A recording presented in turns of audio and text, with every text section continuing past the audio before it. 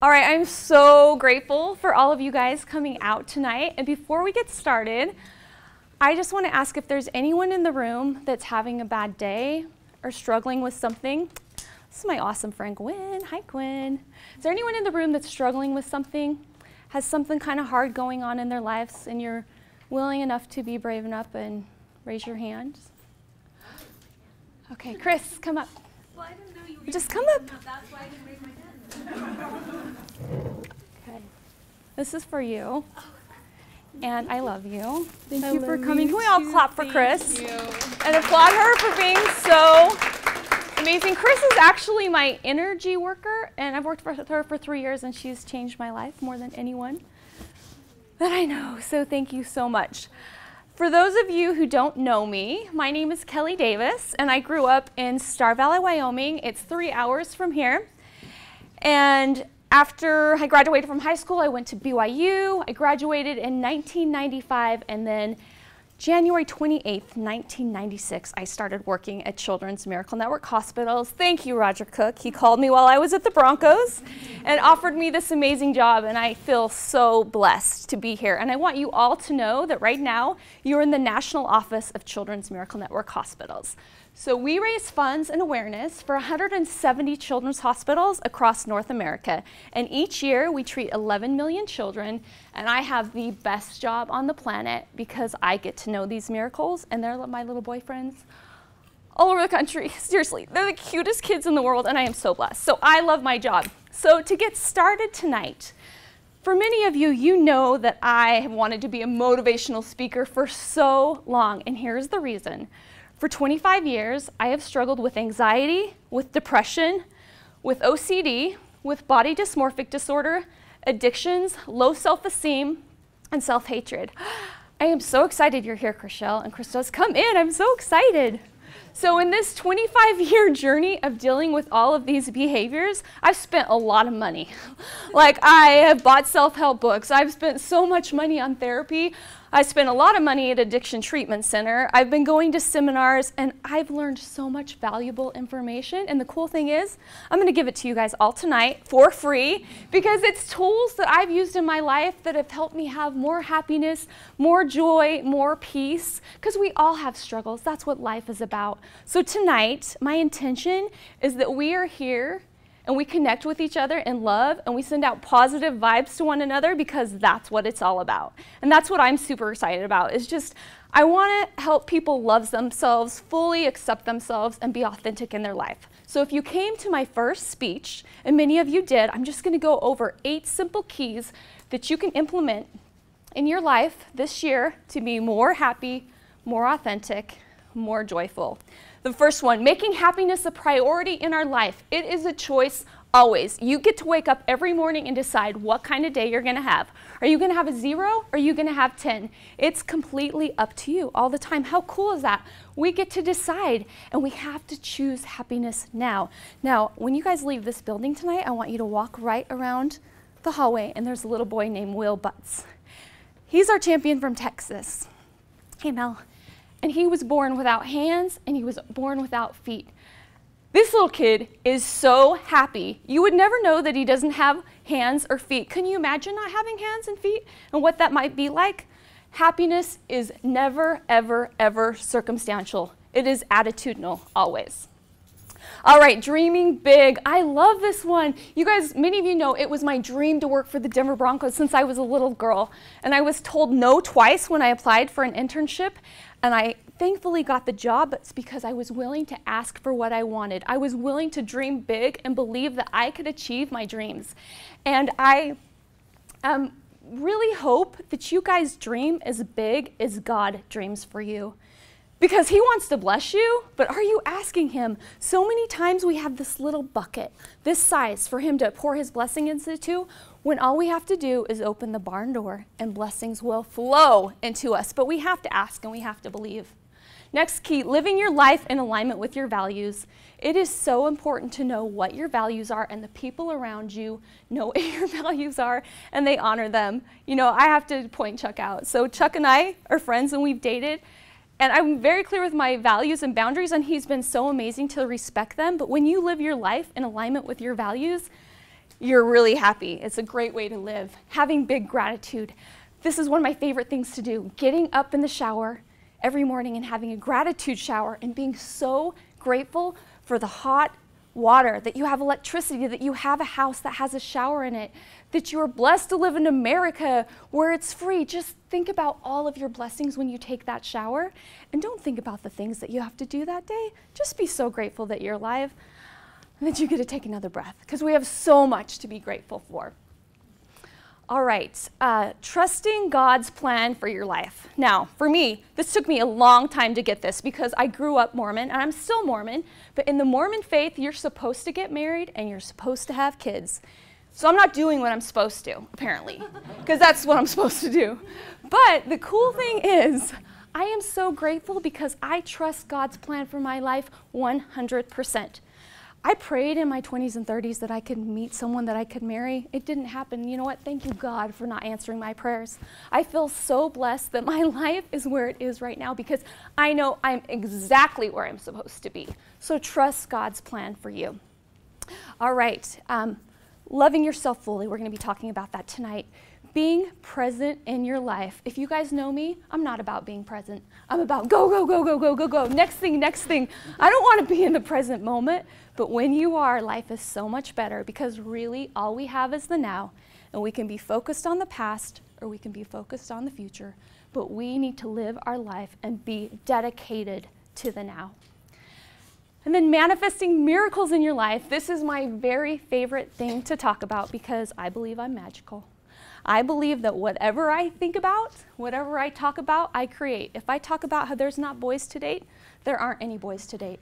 If I talk about an abundance of boys, there's more boys to date. If I talk about how money, I don't have it, I don't have money. If I talk about abundance, money flows freely. Whatever I think about, I can create. I'm really good at it when I go to work. I talk to my green light angels. I want green lights all the way to work, and they come down for me. I'm really good at visualizing parking spaces. One time, Melissa, do you remember when I visualized a white taxi van coming to pick us up? Pulled around the corner, and it was even white, and I visualized white. And then, what else? Touchdown angels. Remember, Cynthia, that Broncos-Dallas Cowboys game about 5 years ago? I visualized those touchdown angels coming down, and I am telling you, we won that game, and it was so incredible. That's how much power our thoughts have in our life. All right, so tonight we are going to be talking about loving ourselves fully and being authentic in our lives. Now, how many of you, when you wake up in the morning, run, Gwen, do you do this? You run to the mirror and you look in the mirror and you're like, I love you. I really, really love you. You are amazing. You are fantastic. You are a rock star. You are going to kill it today. I am awesome. Do you do that when you wake up in the morning? Okay, does anyone do that when you wake up in the morning? Oh, I can totally imagine Adriana doing that. Yeah, she would be doing that. So I learned that tool from Louise Hayes a couple years ago, and she's just like, you know, go to the mirror, tell yourself that you really love yourself. But here's another cool thing I learned from Sonia Cochet. This is kind of funny, but seriously, it's a great way to love yourself. Wakey, wakey, wakey hips, wakey, wakey, wakey arms, wakey chest, wakey back. You know, your back isn't feeling that good. I know, Chuck, you've mentioned that when you woke up, you've had some soreness. Being grateful and waking that up. Seriously, it's such a great way to love ourselves. Talk to yourselves. Love every part of you. It makes a big difference. We need to obsess about our positive characteristics as much as we obsess about our negative characteristics. So for me, and you'll learn more about my issues that I've had over the years, you're fat, you're gross, you're ugly, you're never gonna have a boyfriend, blah, blah, blah, blah, blah. But over here, can you imagine if I just obsessed about, you know what, you're an awesome sister, you're a really good aunt, you're a good daughter, right, Mom, sometimes? You are good at your job on a lot of days. You know, can you imagine if every one of us in this room tomorrow decided to obsess about our positive characteristics? Because let me tell you, I know everyone in this room, except one person, actually, I'm sorry, that would have been a lie.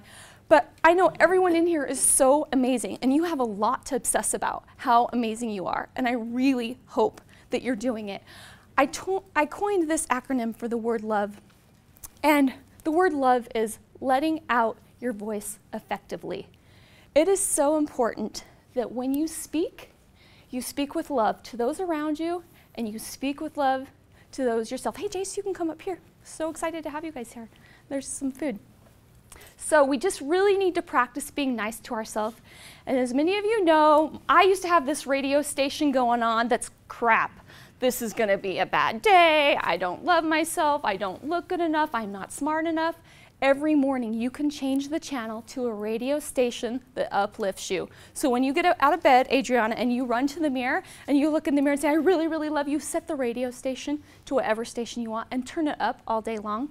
Don't let that crappy radio station come into your life, all right? Okay, so everybody, talk to yourselves better. Be nicer to yourselves. This one is so important. Do you value and believe in yourself? Do you know that you're enough? Do you know that you're worthy? Do you know that you're divine? Do you know that you're perfect? Do you know that there's nothing that you can do to earn God's love? Because you already have it. You don't have to be anything more than you already are. You already have it. And thankfully, there's a part of me that understands this concept. When it comes to work, I believe that I deserve everything. I'm like, whatever I ask for, I deserve, that I think I should get it.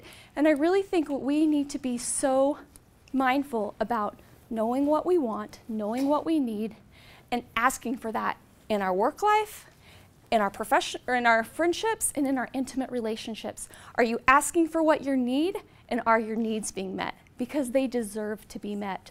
2 weeks ago, I was at a Les Brown seminar in Salt Lake City. Do you guys know Les? He's a very famous motivational speaker. And he was talking about how his career started. And he started as a DJ. And the first day he went to the office, he asked if he could get the job, and the guy said no. He went back the next day. The guy's like, what are you doing here? He's like, well, I want to be a DJ at your company. He said no. He comes a third time, he comes a fourth time, he comes a fifth time, he comes a sixth time. He eventually gets hired. You know why?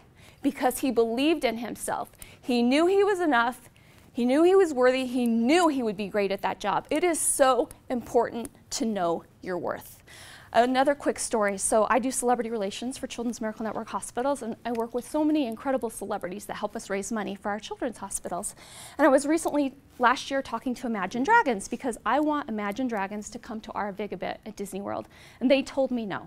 So a couple months go by, and I'm desperate. I need a celebrity to perform at this event.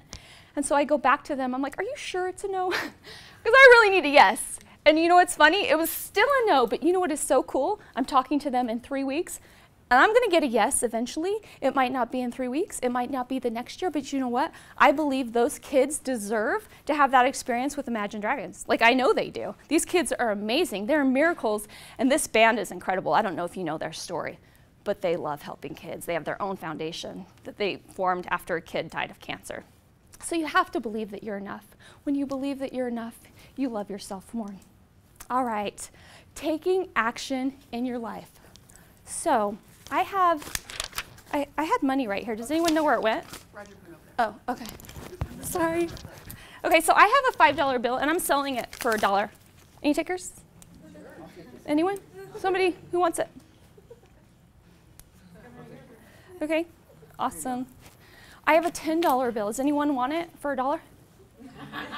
Anybody? Who's got $1? Does anyone? It's $10. Okay, so Mel has got $1. Okay, awesome. That's a pretty good deal, right? Yeah, I like money. Awesome. What just happened right now?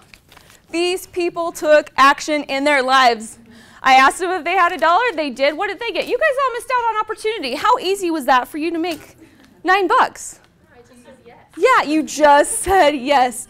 How many of us in our lives try to do things? Try means totally resisting you. Try is a socially acceptable no. It's a hedge, it's a back door, it's an exit. It pretty much means you're never going to do it.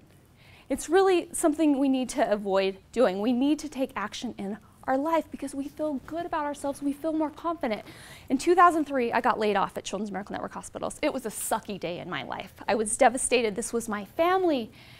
And I had to take action. I'm like, what I'm gonna do? So I got a phone call from Larry King's wife, Shawn King. And she said, we wanna fly you out to Beverly Hills for a job interview with Larry King. So what did I do? I took action. I got myself a flight. I walk up to the steps at this beautiful home in Beverly Hills. I'm kind of freaking out. Like, I'm gonna be interviewing with one of the most powerful interviewers on the planet. And I decide Hi, Brandon Anderson, come in. I decide that I'm going to take action and I'm going to control this conversation. Because what I really know about is sports, and Larry King loves sports. He loves the Los Angeles Dodgers. So I totally take action, and I decide this is what we're going to talk about. And guess what? I got hired because I took action. Also, another time in my life, this was about a year ago, I was at the airport, and for me, I'm always looking for celebrities because every celebrity on the planet should support Children's Miracle Network hospitals. And so I see them all the time. In fact, about 3 weeks ago, I was at LAX, and I was about to approach this celebrity. I won't say his name, but he's a very famous boy band member. I pull my business card out of my pocket, and I'm about to hand it to him, and he's making fun of the person next to him with his business manager. So I put it back in my pocket. I'm like, I do not need to work with that person. That is not the type of people we're trying to work with. But we always have to be mindful that everybody's always watching you, so always be on your best behavior. Be kind. So I'm trying to remember, what was I talking about? I totally just lost my train of thought. Oh, okay. Okay, so anyway, so at Salt Lake City Airport a year ago, I run into Justin Tuck. Now, Justin Tuck, really amazing football player in the NFL. He played for the New York Giants, and he also played for the Oakland Raiders, and he actually just retired this offseason. So I asked my friend, I'm like, is that Justin Tuck? And he confirmed it was, and so I go running over to him. I'm like, Justin, you need to support Children's Miracle Network hospitals. And we had the greatest conversation. This guy has such a big heart. And within 3 months, after I reached out to his agents, I had 25 NFL players visiting our children's hospitals in 6 markets across the country. How amazing is that for those kids? This is not about me. This is about these kids and what could happen. That's what happens when you take action in your life. Is there something in your life right now that you need to take action on?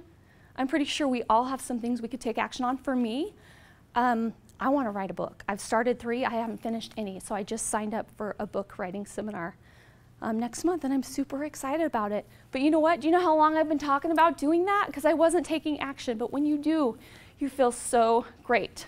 All right, this is a really good one. Forgiving yourself and forgiving others. When we hold on to a grudge with someone, we don't love ourselves very much. It's hard to love yourself when you're not loving other people. So this is what I did at the start of 2015. I decided that everyone in my life, especially those that I had a difficult relationship with, they were getting a clean slate. Period, amen. Anything that had ever happened to us in the past was completely gone. So there was no history. Like, how amazing is that? Can you imagine if everyone in your life that you're having a hard time with right now, you just erased anything that they'd ever done to you and you gave them the benefit of the doubt? If you do that, I promise you, you'll have a lot more love for yourself. I just realized when I was in high school, I was bullied a lot. And for some reason, I held on to that forever, that these girls bullied me. And it didn't hurt them any. You know, they've been living their lives. They're not worried about it. But for me, I've been holding on to it. And it's made it hard for me to love myself. So it's just so important. Forgive those around you. Please, tomorrow, if there's someone in your life, I just challenge you to please give them the benefit of the doubt. Hi, guys. There's some seats up front. All right, honoring your calling in life. I'm so excited. This is my amazing Aunt Frida and Cousin Ben. Come up front. We are all here on earth for a very specific reason. Are you listening to your life, and are you paying attention? Because your life is always speaking to you, always. Are you doing what you're supposed to be doing? For me, I feel sometimes like I'm not, because I'm not married and I don't have kids, and that's what I'm supposed to be doing. But here's a really cool thing. In my church, there's this thing called a patriarchal blessing. And it's kind of like a roadmap for your life. And my blessing says that my most important mission will be as a mother on earth. So that's what I'm supposed to be doing. But it also says that I will be given stewardship over choice spirits, and that will be the greatest thing I can do on earth. You know what is so cool? These kids that I work with are my kids. They are the choice spirits. So I feel like I'm honoring my calling. I feel like I know why I'm supposed to be here, and it's to love, and it's to serve, and it's to be a mother, and also a girlfriend to these little boys. But sometimes I'm a mother to some of them. But I feel so blessed that life is speaking to me and that I'm paying attention. Are you paying attention to where life is speaking to you? Because we each have our own stage. In fact, everyone in this room should be here right now because you all have an incredible story to share. We each have our own stage. We each have our own platform. And what are you doing with yours? Are you illuminating other people's lives? Are you blessing other people's lives? It's pretty much, that's what it's all about. Now this one is really funny that I'm going to talk about patience because I don't really have any, but I'm going to talk about it anyway. So I've been dating for 26 years and sometimes I'm so frustrated. Like, are you kidding me? I have to keep dating? This sucks. Like, could I just have what I want 10 years ago? Not that I needed to get married, but there's just some things that I wanted to happen a long time ago. Patience is not something you have or something you don't have. It's something that you do. When you practice patience, you have a lot more peace.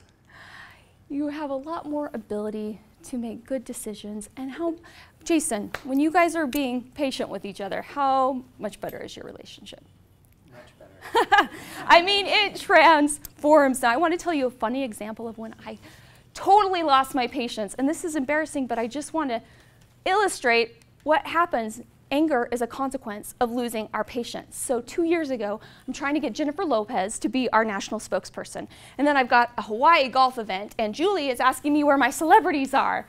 And I'm freaking out because I have all this stress on my shoulders, and I don't have answers. So it was a bad day for me. So I was going to the car wash, and I pull in about the same time as another lady pulls in, and she honked at me. That's all she did. She honked at me like I was in the way, like she got there first. And that wasn't okay with me. So I literally, the guy, who takes your money, I got out of my car. He's like, "What are you doing?" And I said, "She picked the wrong day to mess with me." So I go up to her car. She gets out, and I get in her face like this, and I said, "What is your problem?"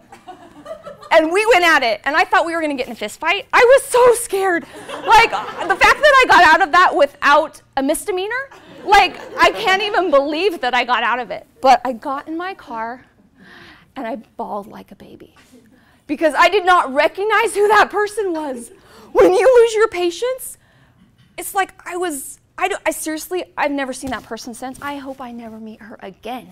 But that's what happens when we don't practice patience. So when we practice patience, we have a lot more love for ourselves. This one is so good. I love this one. Are we striving for excellence in our life, or how many of us need to be perfect? Now, my mother, she knows I'm going to do this, is a perfectionist. And she's on the road to recovery, and I'm impressed with that. For me, I'm so mad, Mom. I got your trait, and you don't even know how I wanted to make this night perfect tonight. There's so many things that needed to be perfect and aren't, but that's okay, because I'm working on being a recovering perfectionist. But, okay, so here's the thing about perfection. It does not exist. We all try to pretend like we have these perfect lives, that we've got it together, that I don't have anxiety, and I don't have BDD, and I don't have addictions, and I don't have all of the things that I have. But you know what? Bottom line, I have all those things. Bottom line, I have a great life, even though I have all of those things. We have to strive to be excellent. And when we strive for excellence versus perfection, because perfection does not exist ever, ever, ever, ever, ever, ever. You cannot create perfection, because you know what you're doing? You're trying to get approval from other people. That's all perfection is I need to be approved by you and you and you and you. But when you strive for excellence, you know what that means? All you need is approval from yourself. And every day you get to show up, you go to bed at night, and you get to decide, you know what? I did pretty good tonight. I wasn't perfect, but did I do my best? Yeah. How good does that feel? It's amazing. And then focusing on others. I have amazing parents. Mom and Dad, stand up, because you're just so amazing. This is my dad, Tom, and my mom, Pat. And they seriously are two of the most selfless. Yeah. They are two of the most selfless people on earth. The way I watched my mom care for her mom and dad when they were passing away, and my dad cared for them, and my dad, the way you cared for grandma when she passed away and changed her diapers and everything. Like, you're just so amazing. How many of us, when we wake up in the morning, do we say, whose life can I change today? Whose life can I change today? Do you guys do that? I don't. I should. I don't. I think it's a really good mantra. Whose life can I change today? there's some really great quotes about service. Oprah said, "Our life is validated by our service to others." Martin Luther King Jr. said, "We can all be great because greatness is defined by serving others." And then recently at a seminar I just went to, Willie Jolly said that service is the rent we pay for our time on earth. How cool is that?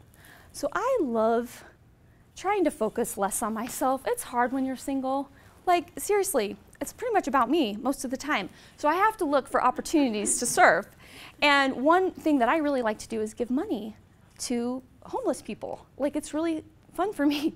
Like, it's fulfilling. Now, my friend Nate had a judgment on that because he's like, "Why are you giving him your money?" And the thing is, as he taught me, it's not about money. That money is a vehicle to connect to that person in love. It is not about money. So I love to do that. And then if you see homeless people on the street when it's raining, giving them your umbrella, there's so many little things you can do. I had an amazing friend when I was at BYU, and his name was Abteen, and he introduced me to going to the rest home to visit the elderly. How cool is that? So I started that when I was in college, and then I did it in my 20s and my 30s. There's nothing better than going to a rest home and sitting down with an elderly person and letting them know that you care about them and that you love them, and taking them treats that are against their diabetic restrictions. I've had that a few times. And honestly, I just have to tell you this crazy story, and I shouldn't even bring this up, but the reason I stopped visiting rest homes, and you should still do it, but here's the reason, because there was this woman that I adored, and I loved her so much. Well, her daughter couldn't figure out why I cared about her mom. Like, she thought I was trying to get her mom's money. And so they told me I could never visit the mom again. And I was devastated. I'm like, I'm just trying to do good. And so anyway, that's why I don't do visit rest homes. But I totally encourage everyone else to do it. They're everywhere. They're on every street corner. So we should do that.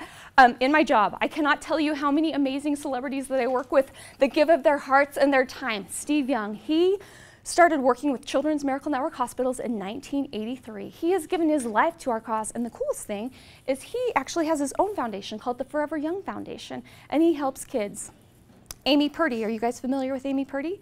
I recently just did an event with her. She was on Dancing with the Stars. She's a Paralympian. She lost her legs from meningitis, and she said that life is not about what we have or what we don't have. Life is about what we give, and that is the truth.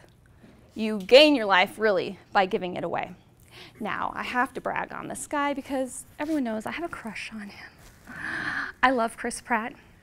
He is one of the biggest superstars on the planet right now. He's shooting several movies right now. This was from 2 years ago at Children's Hospital Los Angeles, and he decided that he wanted to surprise the kids in his superhero outfit from the movie Guardians of the Galaxy. And so they were all in a child life playroom, and he comes out and he surprises them. And they were just watching him on the big screen. And he goes and he visits the kids, and he was only supposed to be there 2 hours because he's busy. He ends up being there 3 hours. Now, he couldn't see this little girl. Can you see the love in his heart? Like, that is who this guy is. Like, he's incredible. Now, I'm going to show you a little video clip of his visit. Now, this next kid that he's visiting, he's famous at Children's Hospital Los Angeles because he's been in the hospital his whole life. He passes 20 to 30 kidney stones a day. He is in so much pain, and he loves Legos. And so Chris was the voice in the Lego movie. So this is a little dialogue that they did with one another. There are no signs or rules. How does anybody know what's going on? You guys start over. Here is not rules. There are no rules. There is no government. Hold on. Something didn't work out, so we're gonna start over. All right, take two. All right, so Chris just sat here with him. Thanks for coming. And they just did lines back and forth. And you know, I'm actually remembering another hospital that I did with Chris a couple months ago. And it was in New Orleans, and this little girl was 17 years old, and she was terminal. And Chris told everybody to leave the room, and he just sat down with the family, talked to them for 30 minutes. It was so incredible. He's really the greatest guy ever. Now, I watch so many parents take care of their children day and night, and it never ends. And so this is going to make my sister mad. But this is my amazing sister, Kristen Bringhurst. And I don't want to cry, but I might. Okay, so my sister has 4 children. Taylor's getting married on June 3rd. She's here tonight. This is Davis, Logan, and Adam. Davis was born with tuberous sclerosis, which means he has tumors all throughout his body. And when he was 5, he had brain surgery at Primary Children's Medical Center. He has no language. He's not potty trained. My sister has given her life to take care of him. Everything is about Davis. I mean, she loves her kid and her husband and all that, but she does everything to make sure that he's happy. Can you imagine having a kid and he can't tell you he has a sore throat or his stomach ache? Davis is 24/7 care. I don't know how you do it, Chris. I'm so grateful for your example of total self-love. And it'll be for the rest of his life. And he's a happy kid. He has the greatest life ever. But for those around him, it's hard. It's hard to take care of him. But that's what selflessness looks like to me. That woman right there. Most people couldn't do her life for a day, even 2 hours, because Davis is a little bit hard to take care of. But she does it every day. She's a rock star. So, really quick, I want to tell you about Kyle Stepp.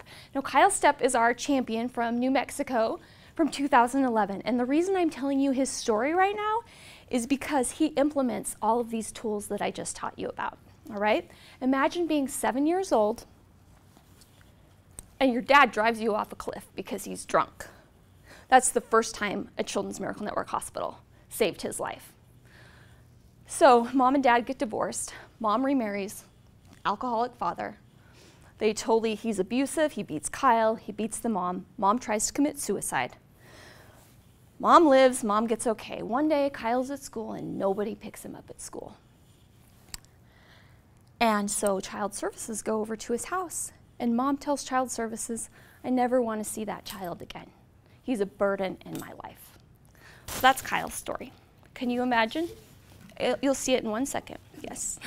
Can you imagine what that would feel like? Would you have much self-love for yourself when your parents think you're a burden in their life?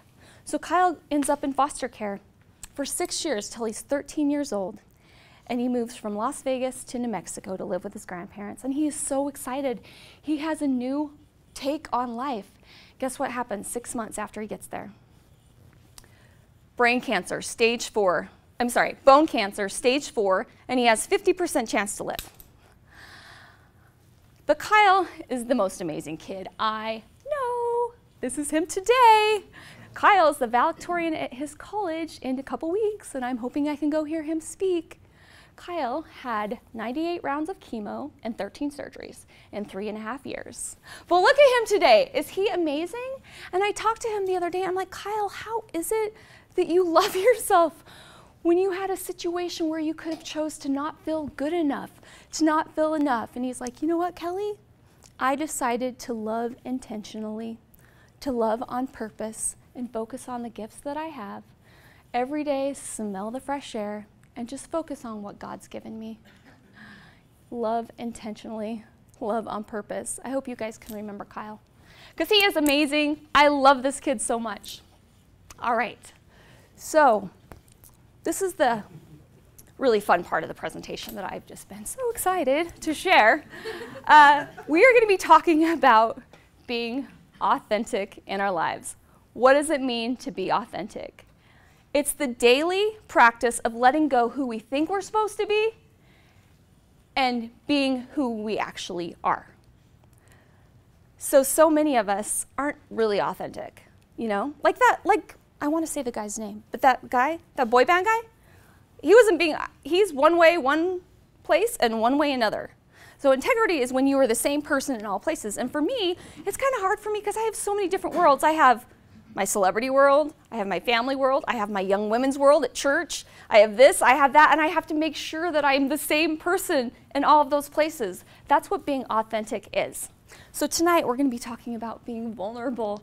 And it's funny that I'm talking about vulnerability because it is the reason I've never been married. I do not want to be vulnerable, period, amen.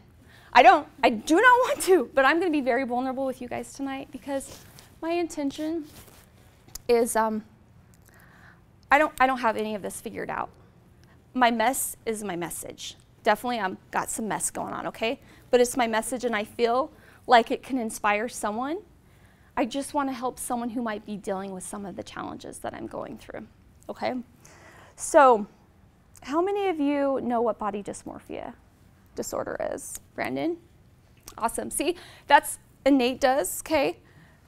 Mel does, Becca does. So that's not a lot. It's not really talked about like anorexia and bulimia, but it's real and it exists and I've had it for a really long time, okay?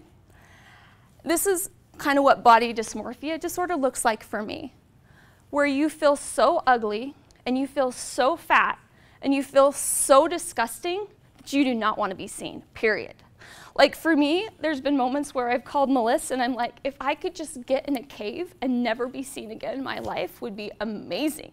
Like I don't want to be seen. But the funny thing is, I want to be heard. So you have to be seen in order to be heard, and I'm bugged by that. But that's just how it's working right now. So body dysmorphia disorder is a term that was coined in the 1880s, and dysmorphia means ugly. And people that have it, it's a psychological disorder or illness where the person is obsessed about one or two or more perceived flaws in their physical appearance. And here's some of the symptoms of it. Camouflaging, where you hide your face, comparing yourself to others, mirror checking, excessive grooming, seeking reassurance, skin picking. This is what I do, and I've been doing this one for 20 years. Clothes changing. You should see my room when I go to work in the mornings, because I can't stand how I look in my clothes. So there's a lot of clothes. Tanning, excessive exercising, excessive shopping, plastic surgery. It just feels, it's so annoying because you want to look normal, but you don't feel normal. And it's not talked about because people think it's vain. Oh, she just cares how she looks. I promise you it's not about vanity. It's you just want to feel normal. You think, like if there's a flaw on your skin, you think that it's all people can see. That's all. You just think that people see you as this distorted figure. For me, I haven't been able to see my body correctly my entire life. And my cute dad, it's like, Kelly, if you could just see your body the way I do. I wish I did, Dad. I mean, I really did. It's just because I have BDD, I can't see my body correctly. And here are some of the causes. It's hereditary, can come from childhood, from bullying, from neglect, from abuse. Biological, there's chemical imbalances, eating disorders, and then medical conditions. How does it manifest? Most people that have BDD are suicidal.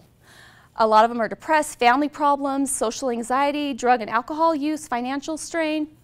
And it's equally in men as much as it is in women. And it's just not talked about, so I want people to talk about this.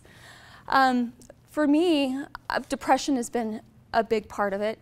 And thankfully, I'm super high functioning with BDD. I have it, but it does not have me. It kicks my butt, but I keep getting up every day. I'll put my clothes on, and I come to work, I get on my plane, and I go to Hollywood and meet with all these beautiful people. I'm like, really? This is how I have to show up with BDD? But there's amazing treatments for it. There's cognitive behavioral therapy, mirror retraining, exposure and ritual prevention, serotonin reuptake inhibitors. And this is what it looks like for me. So every night, I dig my face. So look how swollen this is, and this hurt. This hurts so bad. I am not okay with the hairs in my face at all. Like here, and you can see how thin my eyebrows are because I've been digging the hell out of my face for 20 years. And this started, well, let me go from the beginning, okay? Let's get rid of that ugly picture. Okay, so I want to start back in when I was 17 years old, okay? This is hilarious, but I'm going to leave it on this, but I'm going to. And if you think that's bad, you should see the other photos. My hair-sprayed bangs, sides, it's great. But I grew up in Wyoming. What could you expect other than big hair like that? So when I was in high school, I had a really bad back. And I ended up having to get back surgery when I was 17 years old. And I was devastated because I was athletic and I was pretty good. I played basketball, I played volleyball, I ran track. And I remember coming home after I'd spent 2 weeks in a hospital in Long Beach, California. And I was in a lot of pain. And I remember being at my grandparents' house. We were pulling up, and there's Clint's there. And you know what I'm thinking about? Oh my gosh, I am so skinny. I've lost 10 pounds. And all I could think about was my weight. That's really interesting. At that moment in my life, that's when everything changed about my body. So, went to BYU, go Cougars. I am a cougar and a cougar. I do like younger men, and I love the Cougars, okay? Nate knows that. We dated once, right? So, at BYU, I became obsessed with my body because I went from popular to a nobody overnight, and it sucked. And so all I did is compare myself to the beautiful people, and I lived in the dorms, and every day, a good day was based on if I didn't eat sugar, and if I ate sugar, it was a bad day. And every day, Chriselle, you didn't know that, did you? We were freshmen together at BYU, but every day was, are you gonna eat sugar, or are you gonna not eat sugar? And to this day, I have a terrible relationship with food.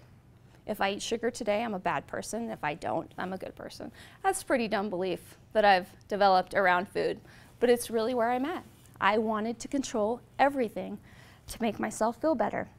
Around 24 years old, well, actually, so after BYU, I graduated, I get my dream job. This is the front office of the Denver Broncos. My brother came to visit me, and that was a fun time in my life. So I start Children's Miracle Network Hospitals 20 years ago, 1996.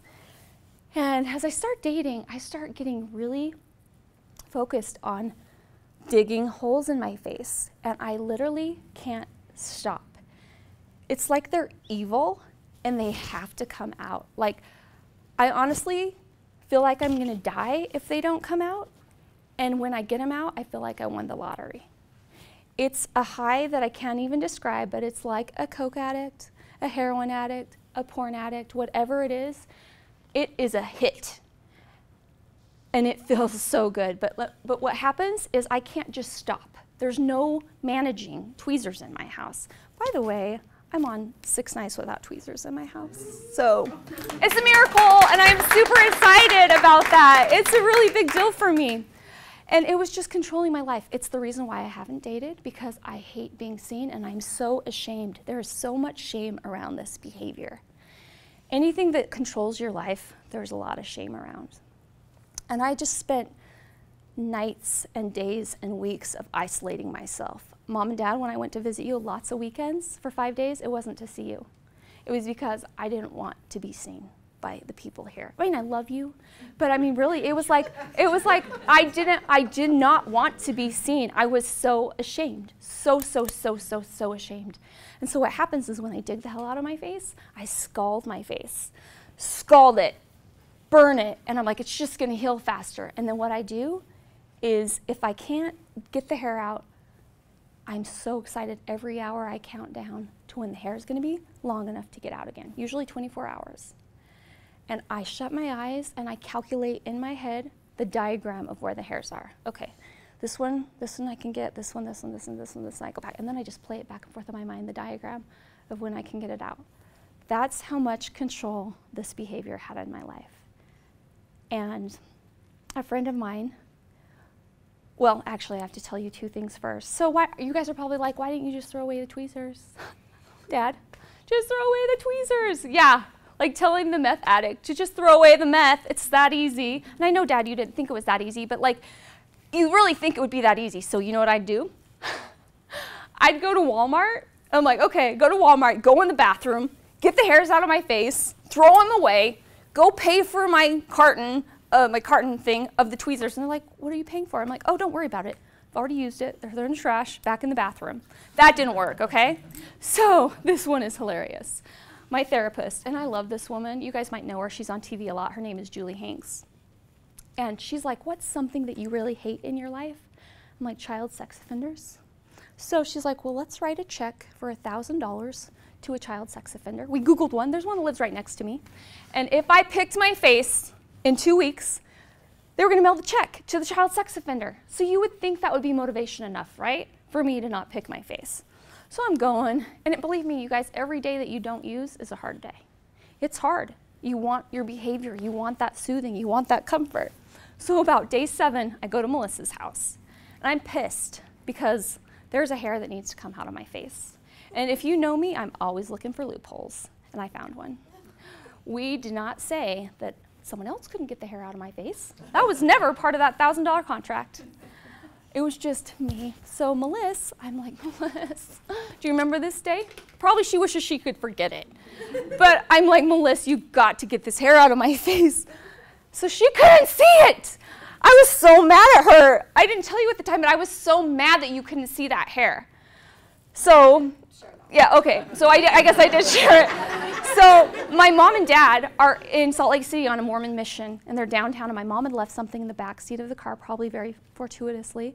So I go down to their apartment, and I go to my dad, and I'm like, Dad, you have got to get this hair out of my face. Now, I'm ballistic at this point. I've lost it. I'm crying hysterically like somebody died in the family. That's how bad it was for the hair to be in my face. And I know it's hard to understand, but I know, maybe you guys can relate with something else. So my dad, he told me he said a prayer. And what did you say, Dad? Would you just share it with the group? Well, I'm just going to give you the bottom line. Okay. I pulled the hair out of her face that she wanted out that I couldn't even see. Yeah. I had it in the tweezers. Yeah, I mean, There you go. it was more graphic. He isn't gonna swear, I guess, today. But anyway, it would have been funny if he did, but, so anyway, he could not see the hair in my face, and he got it out, and it was like I was a new person. Oh, I can't tell you the sense of relief that I had. And at that moment, my mom and dad realized I had a problem, right? I think you're like, our daughter has got issues. And so that's why this part is so exciting. So my friend who was struggling with addictions in her life came to me and she said, I've got some addictive behaviors and I'm thinking of going to this treatment center. And I read this book, and it's by Chris and Pax Prentice. And the whole message, and I underlined the whole book, because an addiction is an addiction. I don't care if it's to exercise, if it's to food, whatever it is, if it's controlling your life, it's an addiction. This behavior was controlling my life. Everything about my life, it was controlling. And in fact, it has a lot of control in my life today, but I am taking steps every day to ensure that it doesn't have me, because it doesn't have me. I get to choose every day. It's hard though. So I decide that I want to go to this addiction treatment center. So the one in Malibu is $70-something thousand, and we found one in Ventura, California. And ironically, I just had a job for a certain amount of money, and that's exactly the same amount of money the treatment center was. So I paid the money, and I was going to the addiction treatment center, and I'm sitting down and I'm checking in, and everyone's talking about they have to confiscate their heroin and drugs and all that. They're like, where's your stuff? Here's my tweezers. Seriously? It was funny. Like, really? Tweezers are your addiction. But here's the crazy thing. I don't know if I've told my parents this, but I found a loophole in treatment. Because I find loopholes. I had cuticle clippers. And those cuticle clippers, I could just get them, and if they were long enough, I could pull them out. So I cheated in treatment. But it's okay. I didn't have tweezers, so I'm proud of that I went the 30 days. But I have to tell you, I learned some amazing things at this treatment center, and I'm going to share them with you because a lot of us are familiar with addiction. And I just want to share, hopefully one of these will resonate with you. And more importantly, if you have an addiction in your life, I don't want you to have shame around your story, because I've had shame around this story for so long. I wish I didn't have BDD, but I do, and it's okay. It becomes less when you talk about it. We have to talk about those things in our life, so it becomes less. All right, Shattering the Broken Mirror. So when I got out of treatment, I started writing this book, Shattering the Broken Mirror, because honestly, the mirror that I look in does not see me. It just doesn't. I wish it did, but it didn't. So I, in hypnotherapy, learned this very cool tool. And here's what I learned at this treatment center. It's a very holistic approach to treating addiction. It's hypnotherapy, it's acupuncture, it's psychotherapy, it's life coaching, it's sound music therapy, it's continuing medication classes, like all of these different things. But hypnotherapy was my very favorite part of my treatment center. And in one of my sessions, we talked about a new mirror. So I literally shattered that broken mirror that I was looking in, and this is the mirror I look in today. Well, actually, sometimes. I don't do it all the time. This mirror is what other people see me. How do my friends and family see me? So I think about how my dad sees me. My dad, he thinks I look great, So I try to see myself the way others who know me see me. And then I see my inner beauty. And honestly, I've got a lot of flaws, but there's a lot of things that I like about myself. Like, I have a big heart. I'm a kind person. I try to do things right. When I screw up, I say I'm sorry. But I know I got a lot of inner beauty going on. And then the other one is, how does God see me? I'm totally perfect. I am so perfect. So if I look in that mirror every day, I'm going to feel a lot better than looking in this broken mirror over there who can't see crap. Like, yes, I don't want to look in that mirror anymore. This one I also learned in hypnotherapy. So I want you guys to all shut your eyes and imagine that you're walking into a white room. All 4 walls are white. There's nothing in there. And you are creating a brand new life for yourself right now. And I want you to visualize right now what you're bringing in that room. So bring in one thing. Now bring in another thing. I'll bring in another thing. Now bring in another thing. Okay, you can open your eyes. When I did that, I didn't bring in my addiction. My addiction isn't creating happiness for my life. But you need to know what it is in your life that brings you happiness. And if there's something in your life right now that you didn't bring in that room with you, that you want to let go of, maybe you should let go of it. All right, identifying your underlying conditions. That's the whole premise of this treatment center. Once you identify the underlying conditions that are causing the dependency to the behavior will go away. I was so excited about that. So for me, I've been doing energy work with Chris Anderson for 3 years. She is so incredible, so amazing. And she has helped me identify those underlying conditions that happened to me when I was little and some beliefs that I formed around those. And it totally, I know exactly why I have the issues that I do with hair. It's so cool. And once you identify those, you can let it go. All right. This is so cool. And most addicts don't know this. But our feelings are a roller coaster. We go up, and they will always go down. But do we know that the feeling's going to come down? Because right when you want to use, you think you're going to die, but if you just hold on, you're coming down. Just hold on, you're going to come down. So you have to be willing to feel your feelings. It changes everything. Changing your beliefs. For me, there's so many crazy beliefs in my life that aren't serving me, and you have to look at the belief. And here's really the belief that I have, as I've talked to Melissa so many times. I'm gonna die if I don't get this hair out. You're right. Yeah, and Melissa's like, but that's how it feels. Is that true? Is that belief true? Am I gonna die? I've gone 6 nights without tweezers in my house. Have I died? No. Have I been very uncomfortable? Do I know exactly how many hairs I could get out right now if I had tweezers? Yes, I do. But I haven't died. So we just have to change our beliefs. We have to question them. If they aren't serving you, let them go. All right, taming your triggers. For me, here's trigger.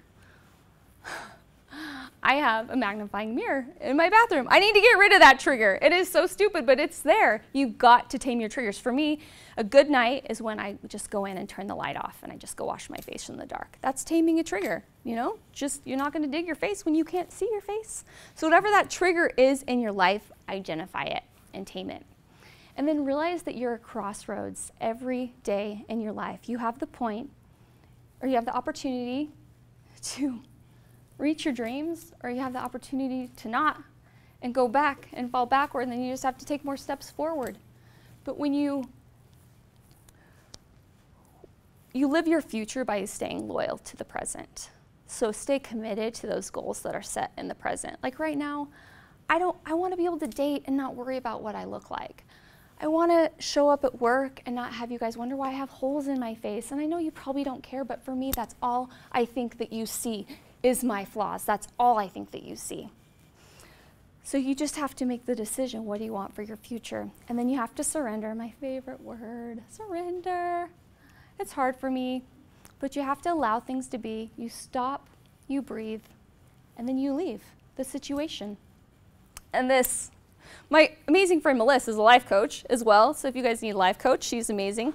But she calls me out on my BS all the time, and it bugs me sometimes. I'm like, okay, you're right. I hate that. But you can't buy your BS. We're all telling ourselves BS all the time. You gotta get rid of it. Now, I have to tell you a really ironic thing. So in my life, over here I'm with celebrities all the time. Beautiful celebrities. And I have to show up not wanting to be seen. And then I go home to my little house. I just get to be by myself where it's totally safe and comfortable because I don't really want anyone to see me. And then over here, I have all of my miracle kids.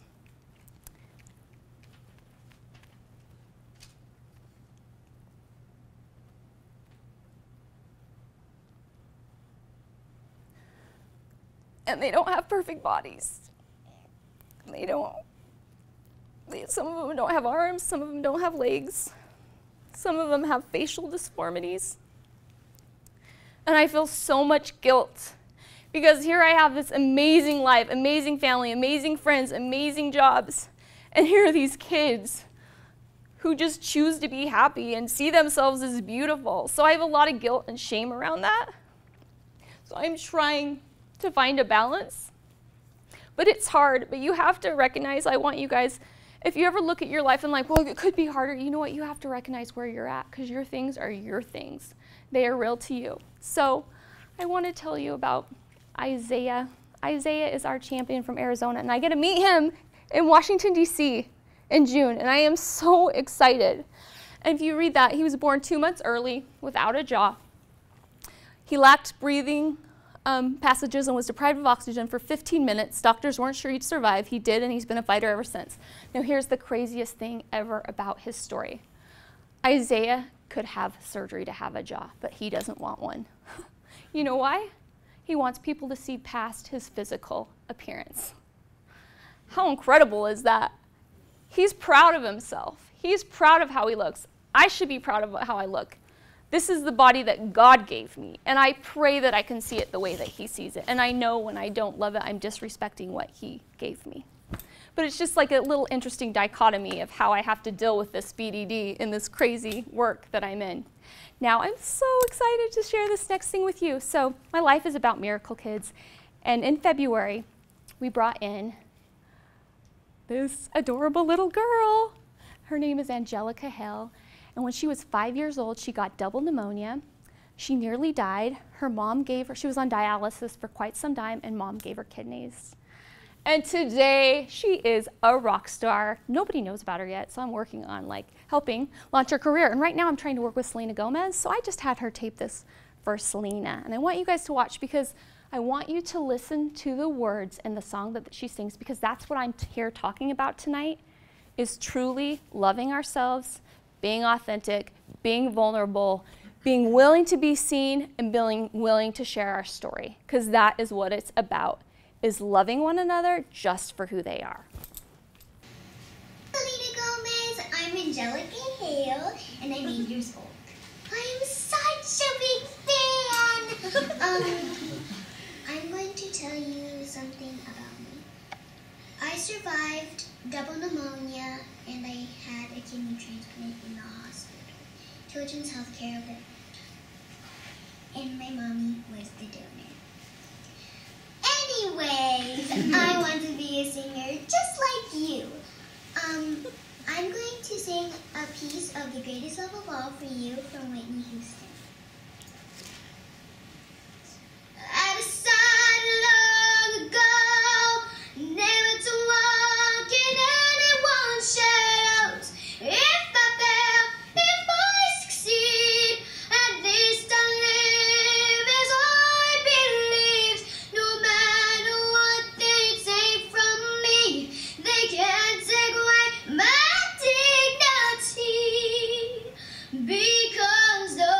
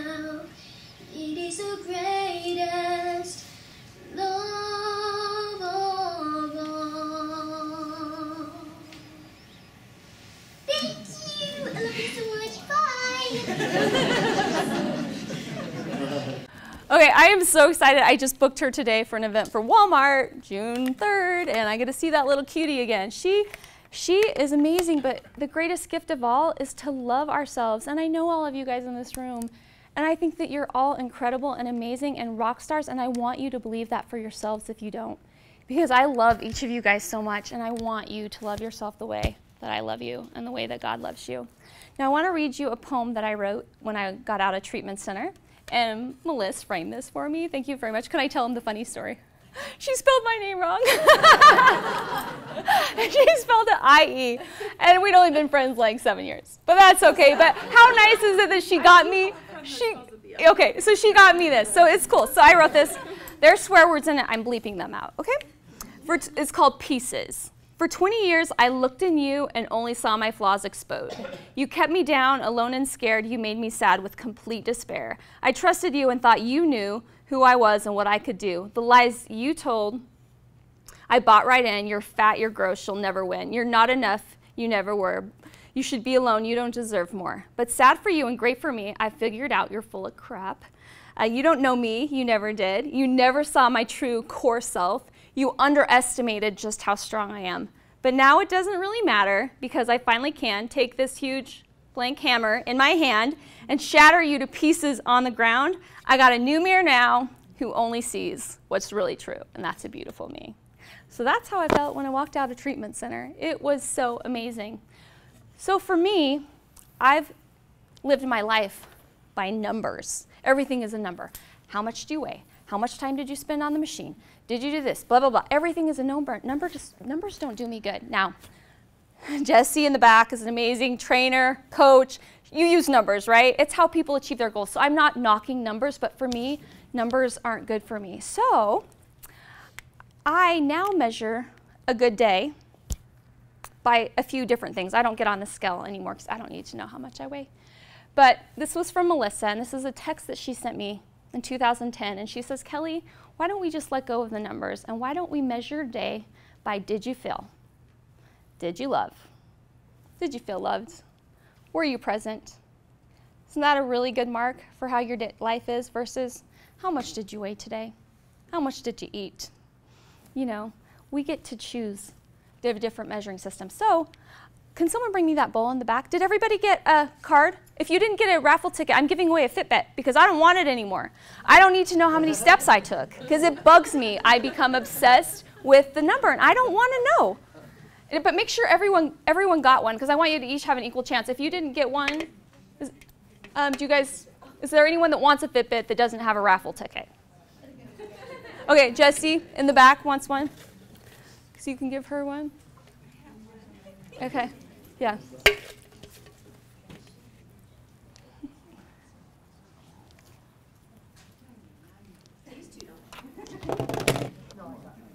Oops. Okay.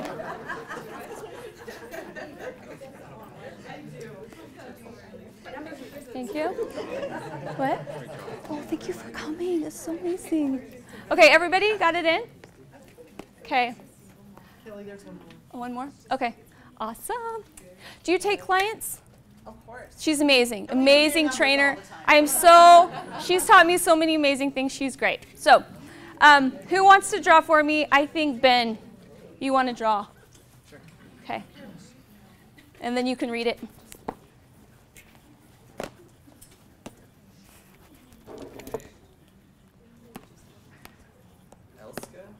Oh, Elsa? Elsa. Okay, Elsa. I used this for like a week or two, but it's brand new other than that. So this is yours. Yay! Yeah. Will you hand that to Elsa? Okay, thank you. Thanks, Ben.